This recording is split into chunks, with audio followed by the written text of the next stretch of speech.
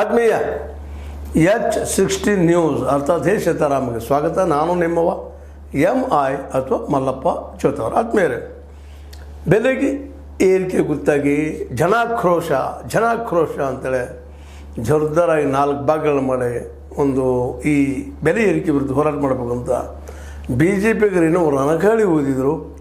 ಆದರೆ ಅವರ ನಾಯಕ ನಮ್ಮ ಮೋದಿಯವರು ಮನೆಯ ಬಳಕೆ LPG 50 ರೂಪಾಯಿ ಏರಿಸಿಬಿಟ್ರು. ಇವರು 1-2 ಏರಿಸಿದ್ರು ಹಾಲಿನ ರೇಟ್. ಅದು ಒಮ್ಮೆಗೆ 50. ಮತ್ತು ದಿನ ಬಳಕೆಗೆ LPG ಮೇಲೆ ಎಲ್ಲ ಬದುಕು ನಡೆದದು. ಇವತ್ತು ಹೆಚ್ಚು ಕಡಿಮೆ ಶಹರಗಳಲ್ಲಿರ್ಬೋದು, ಸ್ವಲ್ಪ ಅರ್ಬನೈಸ್ ಏರಿಯಾದಲ್ಲಿರ್ಬೋದು, ಅಥವಾ ಕೆಳಗಿನ ಹಂತದಲ್ಲಿರ್ಬೋದು, ಎಲ್ಲ ಕಡೆಯೂ ಇವತ್ತು ಈ LPGಗಳ ಮೇಲೆ ಆಶ್ರಿತರಾಗ್ತಾ ಇದ್ದಾರೆ. ಮನೆ ಬಳಕೆವು ಇದರಲ್ಲೇ 50 ರೂಪಾಯಿ ಹೆಚ್ಚು ಮಾಡಿದ್ದಾರೆ. ಪೆಟ್ರೋಲ್ ದರ ಮತ್ತು ಡೀಸೆಲ್ ದರ 2 ರೂಪಾಯಿ ಮಾತ್ರ ಹೆಚ್ಚು ಮಾಡಿದ್ದಾರೆ. ಅದ್ರ ಜೊತೆಗೆ CNG ದರ 1 ರೂಪಾಯಿ ಏರಿಕೆ. ಏನಿದರ ಅರ್ಥ?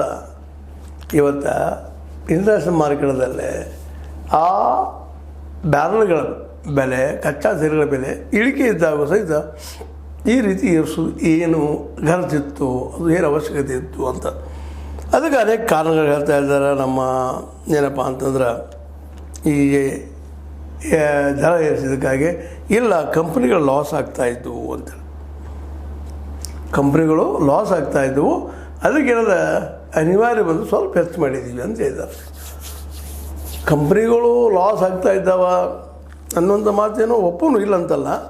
ಆದರೆ ಜನ ಕೊಳ್ಳೋ ಶಕ್ತಿ ಇಲ್ಲಲ್ಲ. ಇದರ ಬದ್ದಲ್ಲಿ ಏನು ಮಾಡ್ತಾಯಿದ್ದೀರಿ? ಹೌದು, 2 ಹೆಚ್ಚು ಮಾಡಿದಿರಿ ಅಥವಾ ಒಂದು 50 ರೂಪಾಯಿ ಹೆಚ್ಚು ಮಾಡಿದಿರಿ, ಅವ್ರಿಗೆ ಅನುಕೂಲ ಮಾಡಿದಿರಿ, ಕಂಪ್ನಿ ಉಳಿಸೋ ಪ್ರಯತ್ನ ಮಾಡಿದಿರಿ, ಭಾಳ ಸಂತೋಷ. ಆದರೆ ಜನ ಸಾಯ್ತಾ ಇದ್ದಾರಲ್ರಿ, ಕೊಳ್ಳೋ ಶಕ್ತಿನೂ ಇಲ್ಲ ಅವರಲ್ಲ, ಹೆಚ್ಚಾಗ್ತದೆ.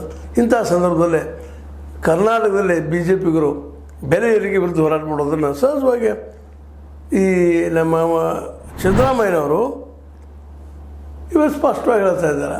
ಕೇಂದ್ರ ಸರ್ಕಾರ ಜನ ವಿರೋಧಿ ನೀತಿಯಿಂದಾಗಿ, ಅರ್ಥ ನೀತಿಯಿಂದಾಗಿ ಇದೆಲ್ಲ ಆಗಲಿಕ್ಕೆ ಅಂತೇಳಿ ಅವ್ರಿಗೊಂದು ಅವಕಾಶ ಸಿಕ್ತು ಮಾತಾಡಲಿಕ್ಕೆ. ಅವರು ಒಂದಿಷ್ಟು ಮಾತಾಡಿದರು. ಅಂದರೆ ಇದರರ್ಥ ಏನಪ್ಪ ಅಂತಂದ್ರೆ, ಇಬ್ಬರು ಸ್ಟೇಟ್ ಆಗಿರ್ಬೋದು, ಸೆಂಟ್ರಲ್ ಆಗಿರ್ಬೋದು, ಇಬ್ಬರು ದರ ಏರಿಸುವಂಥವ್ರನ್ನ ಇವರಲ್ಲೇ ಇಲ್ಲಪ್ಪ ಜನರಿಗೆ ಅನುಕೂಲ ಆಗಬೇಕು, ಜನ ಬದುಕಬೇಕು